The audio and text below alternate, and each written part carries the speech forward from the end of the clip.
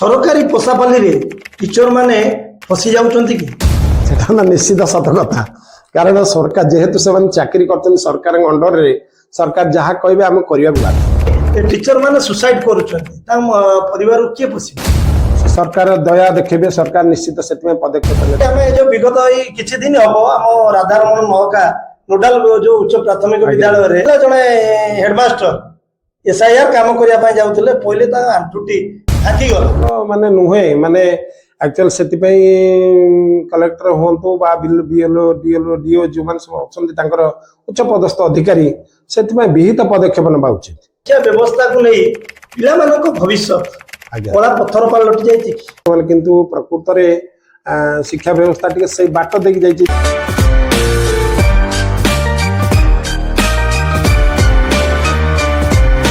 दर्शक बंधु आम पाखरे जड़े एभली अतिथि अच्छी आपण व्यासनगर नुह सारा कोरेई अंचल चर्चित चेहरा कान्हूचरण महाविद्यालय प्रिंसिपाल मोहन चरण खुंटिया साहब खबर प्रभाव पोस्टकास्ट आपन स्वागत।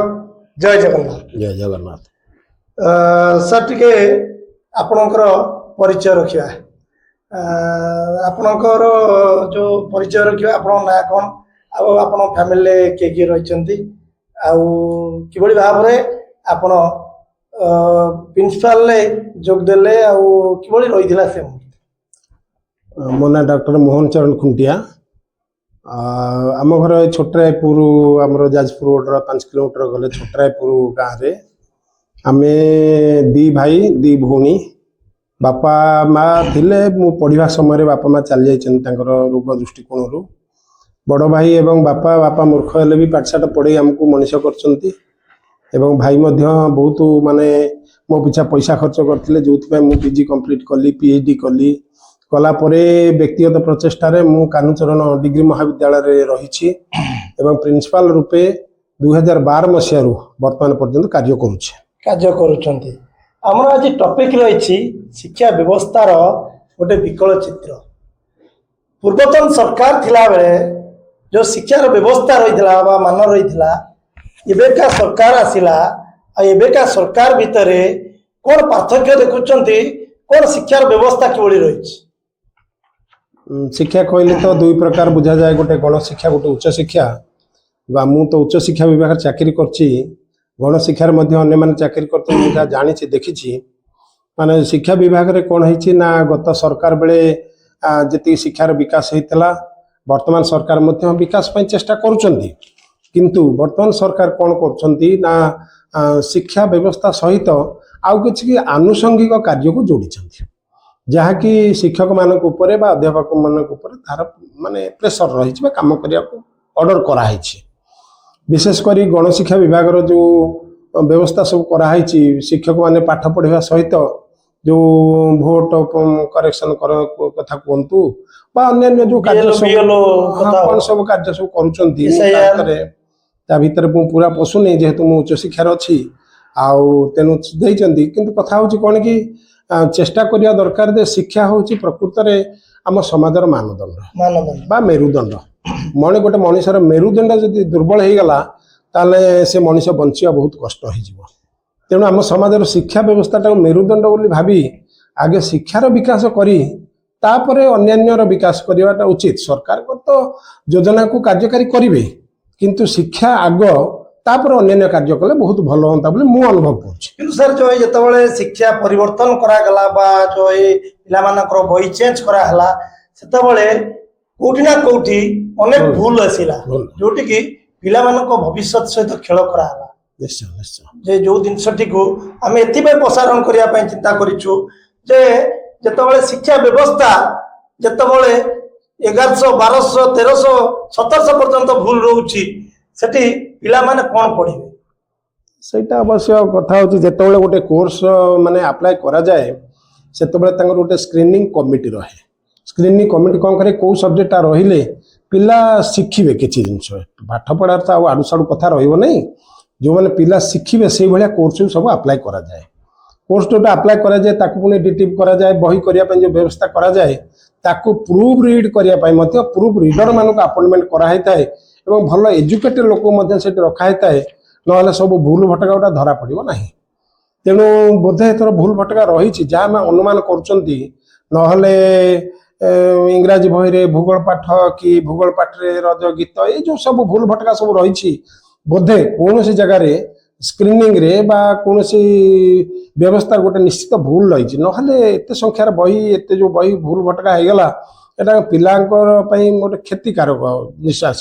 ସରକାରୀ ଶିକ୍ଷା ବ୍ୟବସ୍ଥାରେ ଏଭଳି ହେଇଯାଇଛି ଯେତେବେଳେ ଗୋଟେ ପିଲାଟି ଆମେ ସ୍କୁଲକୁ ପଠାଉଛନ୍ତି ପାଠ ପଢିବା ପାଇଁ ଛୁଆଟି ଯାଉଛି ଯେ ବାପା ମା ପଢେଇବା ପାଇଁ ପଠେଇଲେ ଯେ ପ୍ରାଥମିକ ବିଦ୍ୟାଳୟ ଗୁଡ଼ିକରେ ଛୁଆଟି ପ୍ରଥମରୁ ଅ ଆ ଲେଖିବ କିନ୍ତୁ ଯେତେବେଳେ ସେଠିକି ଯାଉଛି ସେତେବେଳେ ସରକାର ଯୋଉ ମାଷ୍ଟର ମାନଙ୍କୁ ଗୋଟେ ଗୋଟେ ଦାୟିତ୍ୱ ଦେଇ ଦେଇଛନ୍ତି କଣ ଦେଇଛନ୍ତି ନା ଏସ୍ଆଇଆର କାମ ବିଏଲଓ କାମ ସୁପରଭାଇଜର କାମ ତିନି ଜଣ ଏଟା କାଟାକାରରେ ରଖିଛନ୍ତି ଲେବୁଲ ଅନୁସାରେ ରଖିଛନ୍ତି।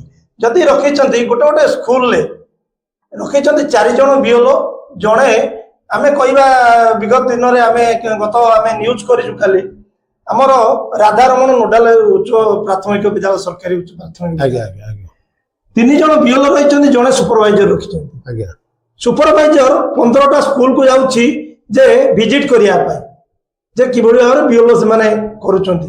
ଏଠି 3 ଜଣ ବିଏଲଓ ରହିଲେ 5 ଜଣ 6 ଜଣ ମାଷ୍ଟର ଭିତରେ ପାଠ କିଭଳି ଭାବରେ ପଢାଯିବ ସମ୍ଭବ ନୁହେଁ। କଥା ହଉଛି ପ୍ରକୃତରେ ସ୍କୁଲ ଗୁଡ଼ିକରେ ବର୍ତ୍ତମାନ ଆବଶ୍ୟକ ଶିକ୍ଷକ ନାହାନ୍ତି ଶିକ୍ଷକ ସେତେ ନାହାନ୍ତି ଏଟା ସତ୍ୟ।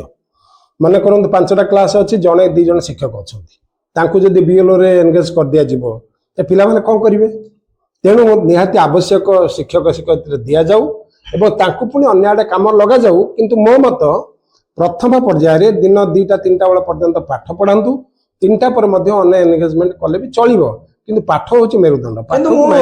ଗତକାଲି ଆମେ କଥା ହେଇଥିଲୁ ବିଓଙ୍କ ସହିତ ବିଓଙ୍କ ସହିତ କଥା ହେଇଥିଲୁ ଯଦି ମୁଁ କହିବା କଥା ଯଦି ଆପଣ ସ୍କୁଲ ଆୱାରରେ ଯଦି ଜଣେ ବିଏଲଓ କାମ କରିବ ବା ସୁପରଭାଇଜର କାମ କରିବ ଯାଇକି ତାହେଲେ ପାଠ ପଢିବେ କେତେବେଳେ? ସାର୍ ଯଦି ଆପଣ ପାଠ ପଢେଇବେ କହୁଛନ୍ତି ଯେ ଆମେ ଏଠି ପାଠ ପଢନ୍ତୁ ଜଣେ ବିଏଲଓ କାମ କରନ୍ତୁ ଠିକ ଅଛି ସରକାରୀ ବ୍ୟବସ୍ଥା ଯୋଉ ଏ କାମ ହବ କିନ୍ତୁ ଯେତେବେଳେ ଗୋଟେ ଛୁଆଟିଏ ସକାଳୁ ଆସୁଛି ପାଠ ପଢିବା ପାଇଁ ସେଠି ଟିଚର ମାନେ ନାହାନ୍ତି ସେଠି ଯାଉଛନ୍ତି ବିଏଲଓ କାମ କରିବା ପାଇଁ। ମୁଁ କହିଲି ସାର୍ଙ୍କୁ ଯଦି ଆପଣ କରନ୍ତୁ ନହେଲେ ବିଏଲଓ କାମ କରନ୍ତୁ ଲେଖି ଦିଅନ୍ତୁ ଗୋଟେ ଯେ ଆଉ ପାଠ ପଢା ହବ ନାହିଁ ସରକାରୀ ସ୍କୁଲରେ ଆପଣ ମାନେ ଗୋଟେ ବିଏଲଓ କାମରେ ଏନଗେଜ କରାଯାଉ ନହେଲେ ଆମେ ସ୍କୁଲରୁ ଛାଡିବୁ ନା କାହିଁକି ନା ଯେହେତୁ ଯୋଉ ସ୍କୁଲରେ ପାଠ ପଢା ହେବା ପାଇଁ ଛୁଆଙ୍କ ଭବିଷ୍ୟତ ପାଇଁ ଆଇଛି ସେତେବେଳେ ଆପଣ ଯଦି ବିଏଲଓ କାମରେ ଆପଣ ଏନଗେଜ କରାଇବେ ଆଉ ଜଣେ ରହିଛନ୍ତି ନିର୍ବାହୀ ଅଧିକାରୀ ଆମର ବ୍ୟାସନଗରରେ ସିଏ କହୁଛନ୍ତି ତମେ ପଳେଇ ଆସ ପାଠ ପଢା ନା ଯାହା ହବ ମୁଁ ବୁଝିବି। ଇଏ ଗୋଟେ ଶିକ୍ଷା ବ୍ୟବସ୍ଥାକୁ କଳୁଷିତ କରିଦଉଛନ୍ତି। ନିଶ୍ଚିତ ନିଶ୍ଚିତ ନିଶ୍ଚିତ କାରଣ ବିଏଲଓ ହେଲେ ବି ସୁଦ୍ଧା ଯଦି ସେମାନେ ଶିକ୍ଷାଟାକୁ ପ୍ରଥମେ ନ ଦେଖିବେ ଛୋଟ ଛୋଟ ପିଲା ଗାର୍ଡିଆନ ମାନେ ଶିକ୍ଷକ ମାନ ଭରସାରେ ପିଲାଙ୍କୁ ଛାଡୁଛନ୍ତି ଯଦି ସେ ଯାଇକି ସେଠି ଅ ଆ ନ ପଢିଲା ପଣକିଆ ନ ଲେଖିଲା ତାର ମେରୁଦଣ୍ଡ ଦୁର୍ବଳ ହେଇଗଲା ତାର ଶିକ୍ଷା ବ୍ୟବସ୍ଥା ତ ବେଙ୍ଗା ହେଇଯିବ ଟୋଟାଲି ପିଲା ତ ମାନେ ମୂର୍ଖ ପାଠୁଆ ହେଇଯିବ ଏଠି ସବୁ।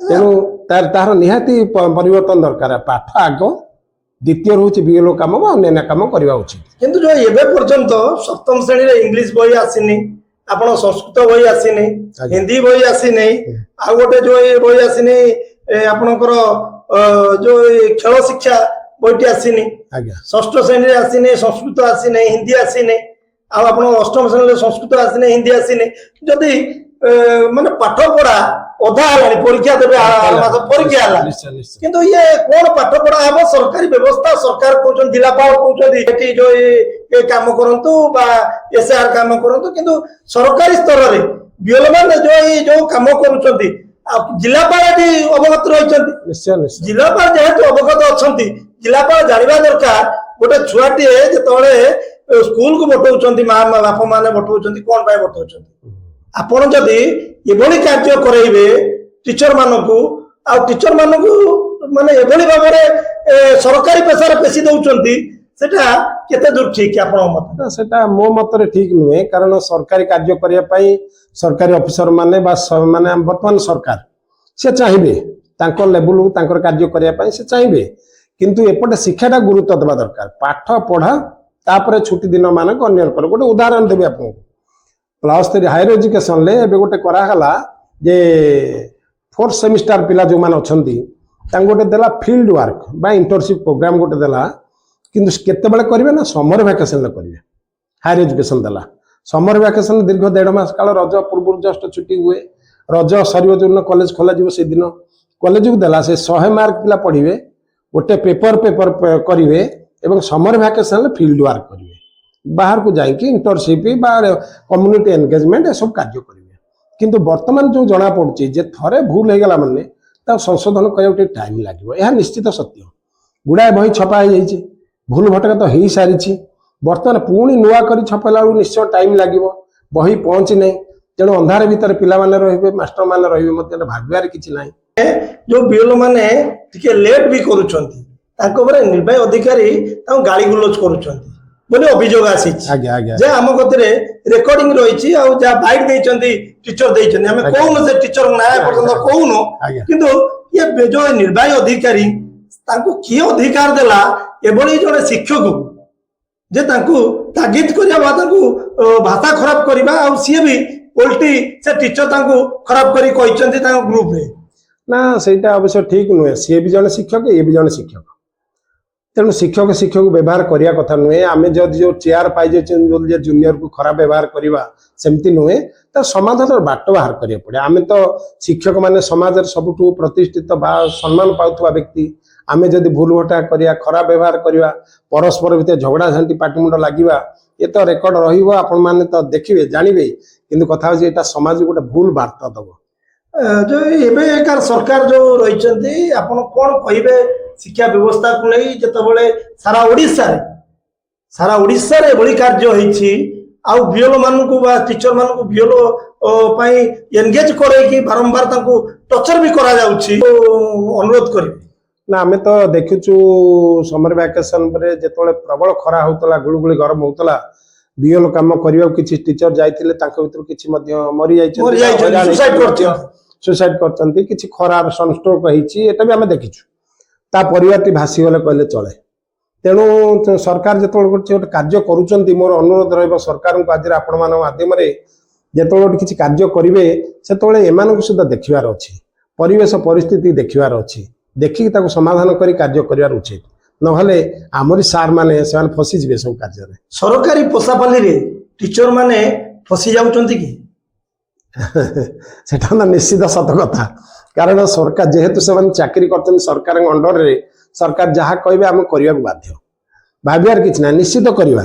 ତେଣୁ ଭାବିବାର କିଛି ନାହିଁ, ଯାହା ଫସିଲେ ଫସିବେ, ନିଶ୍ଚିତ ସରକାର ଫସା ପଡ଼ିଲେ ଫସିବେ, ଭାବିବାର କିଛି ନାହିଁ। କିନ୍ତୁ ଯୋଉ ଏଇ ଟିଚର ମାନେ ସୁସାଇଡ କରୁଛନ୍ତି ତାଙ୍କ ପରିବାରକୁ କିଏ ପୋଷିବ?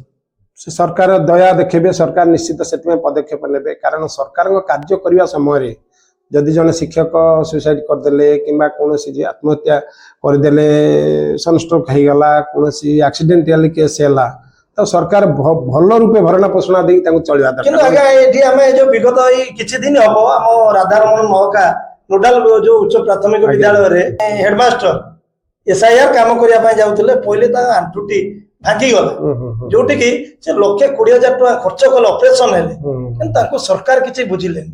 ନା ସେଇଟା ତ ମାନେ ନୁହେଁ, ମାନେ ଆକ୍ଚୁଆଲି ସେଥିପାଇଁ କଲେକ୍ଟର ହୁଅନ୍ତୁ ବା BLO DLO DO ଯେଉଁମାନେ ସବୁ ଅଛନ୍ତି ତାଙ୍କର ଉଚ୍ଚ ପଦସ୍ଥ ଅଧିକାରୀ ସେଥିପାଇଁ ବିହିତ ପଦକ୍ଷେପ ନେବା ଉଚିତ। କାରଣ ତାଙ୍କ ପାଇଁ କାମ କରୁଛନ୍ତି, ତାଙ୍କୁ ଯଦି ସାହାଯ୍ୟ ନ କରାଯିବ ତାହେଲେ କାଲି ସକାଳେ ତ ଲୋକ ଚାକିରି ଛାଡ଼ି ଦେଇ ଘରେ ବସିବୁ, ଆମେ କାମ କରିବୁ। ଆମେ ଯଦି କହିବା ଶିକ୍ଷା ବ୍ୟବସ୍ଥାକୁ ନେଇ ପିଲାମାନଙ୍କ ଭବିଷ୍ୟତ କଳା ପଥର ପାଲଟି ଯାଇଛି କି?